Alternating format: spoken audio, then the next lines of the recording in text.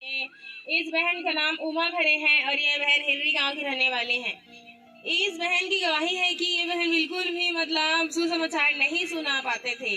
बहुत डर लगता था और बहुत शर्मिंदगी महसूस होती थी और सोचती थी कि गांव के लोगों को, घर के लोगों को सुसमाचार सुनाऊंगी तो मेरे फैमिली के लोग क्या बोलेंगे। बहन, आप बताएं कि क्या क्या आता था ख्याल आपके मन में।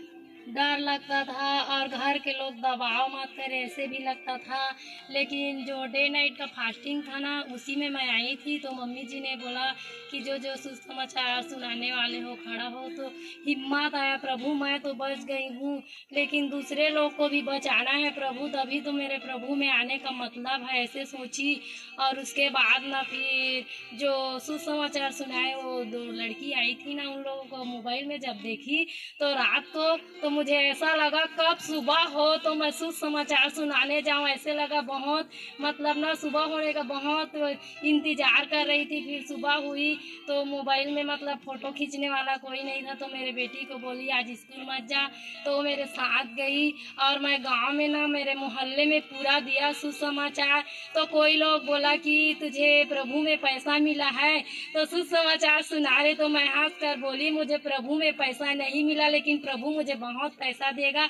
और एक घर में गई तो बोली कि जीवित चर्च का हिस्सा बनो, प्रभु जानते हो लेकिन पापा जी वाले खामरा चर्च का हिस्सा बनो तभी पूरा छुटकारा मिलेगा। तो बोली कि तेरा पति बदल गया क्या, ऐसे बोली तो हाँ मेरा पति बदल गया, पूरा बदल जाएगा और मैं अभी प्रभु में कदम रखी हूँ और आगे देखो। इसी तरह गांव के सब मानने वाली को भी मैं बोली कि वो लोग इधर चर्च जाते हैं तो जीवित चर्च का हिस्सा बनिए, ऐसे बोली। और मुझे बहुत खुशी हुआ। और अगले साल का ना जो सुसमाचार पत्रिका था उसको मुझे दिया था, लेकिन सुनाने के लिए ले गई और कई गांव गई। उस समय मुझे ग्रेस ज़्यादा मस्सा नहीं था, हिम्मत नहीं होता था कि मैं दे सकूं।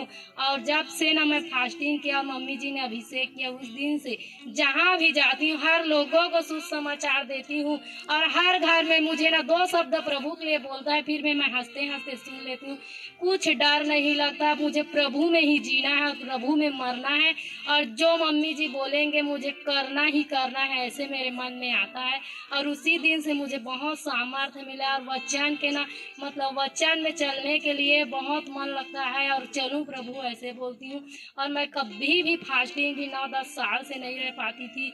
जब पानी भी पीती थी तो मेरा गला में ना उल्टी उल्टी लगता था और गला पूरा वो खराब लगता था, बहुत पी भी नहीं सकती थी। लेकिन डे नाइट का फास्टिंग भी मैंने कर लिया और प्रभु की ग्रेस से मैंने 21 दिन का भी फास्टिंग किया। सबसे शुरू में 4 दिन का फास्टिंग थी, उसके बाद 1 हफ्ते के, उसके बाद 21 दिन के, फिर 3 डे नाइट का। अब मुझे प्रभु से मैं मांग रही हूँ कि मैं 40 दिन का डे फास्टिंग करूँ प्रभु, ऐसे प्रभु से मैं अब मांग रही हूँ, वो भी पूरा होगा। प्रभु के लिए धन्यवाद करती हूँ मैं सबको। ये बहन बताए कि जब इन्होंने प्रभु की दासी के वर्ड को पूरे विश्वास के साथ रिसीव किया, जब प्रभु की दासी बोलती थी आपको फास्टिंग रखना है तो ये फास्टिंग रखते थे।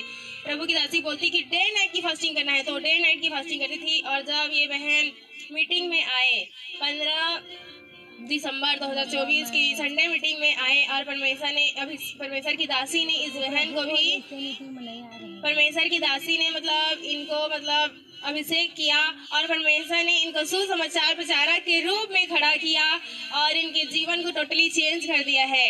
ये बहन जो पिछले साल के सुसमाचार को डर के मारे घर में रखे थे, लेकिन इस साल जब अभिषेक हुआ और ये बहन सुसमाचार सुनाने के लिए ही आपके साथ सुसमाचार सुनाने निकल गई और परमेश्वर ने इनके जीवन को टोटली चेंज किया और अपने आनंद और खुशी से भर दिया है। पहले बहुत बीमार रहते थे, फास्टिंग भी नहीं कर पाते थे, लेकिन जैसे ही इन्होंने परमेश्वर की दासी के द्वारा किए गए सामर्थ्य लिए हैं, इनको प्रार्थना को अपने पूरे विश्वास के साथ रिसीव किया, अब ये एकदम बता रहे हैं कि भला चंगा और स्वस्थ हो गए हैं, अब अच्छे से काम भी कर पाते हैं। सब तारीफ करेंगे इस बड़ी गवाही के लिए। हर एक जन परमेश्वर के जीवित नाम को महिमा देंगे। बहन, आप बताएं कि जो बीमार है उनके लिए आप क्या बोलना चाहते हैं, फास्टिंग के लिए उनको क्या संदेश देना चाहते हैं और सुसमाचार सुनाने के लिए आप क्या संदेश देना चाहते हैं, परमेश्वर के लिए और प्रभु के दासी के लिए क्या बोलना चाहते हैं। जो बीमार है वो लोग भी मन्नत मांगे। मैं मन्नत मांग मांग कर उपवास रही थी, फास्टिंग। जब भी मैं मन्नत मांगी तो फास्टिंग कर लिया। जो भी मन्नत ने मैं मांगी थी वो सब मेरे मन्नत पूरा हुए। और विश्वास करिए, विश्वास के साथ मन्नत मांगे और मन्नत के साथ फास्टिंग भी। और वचन, जो भी वचन में लिखा है उसी रीति से बदलिए। हर एक चीज़, हर बीमारी, हर रोग, हर गरीबी, चाहे कोई भी परिस्थिति क्यों ना है, सब परिस्थिति बदलेगा। और मैं ना घर में भी डरती थी, लेकिन मैं सबसे पहले अपने पति को सुसमाचार का पत्रिका दिया। उसके बाद मैं अपने ससुर सास को भी दिया। वो लोग भी लिया और बोले कि तू प्रभु में जाना और मेरे लिए प्रेयर करना, ऐसे भी बोली। आप जीवित चर्च का हिस्सा बनिए और सभी लोग उद्धार और छुटकारा पाइए और दूसरों को भी बताइए। अब हम निर्णय लेते हैं कि जिस जगह में जाए, जिस लोग को भी मिले, वो सभी लोगों को हम सुसमाचार बताएंगे। ऐसे मेरे मन में भी आता है और आप भी ऐसे ही करिए। हालेलुया। ये बहन संदेश दे रहे हैं कि आप जीवित चर्च का हिस्सा बने और बहुत जगह सुसमाचार प्रीच करें। सब तारीफ करेंगे इस बड़ी गवाही के लिए। हर एक जन परमेश्वर के जीवित नाम को महिमा देंगे। सब तारीफ करेंगे चर्च।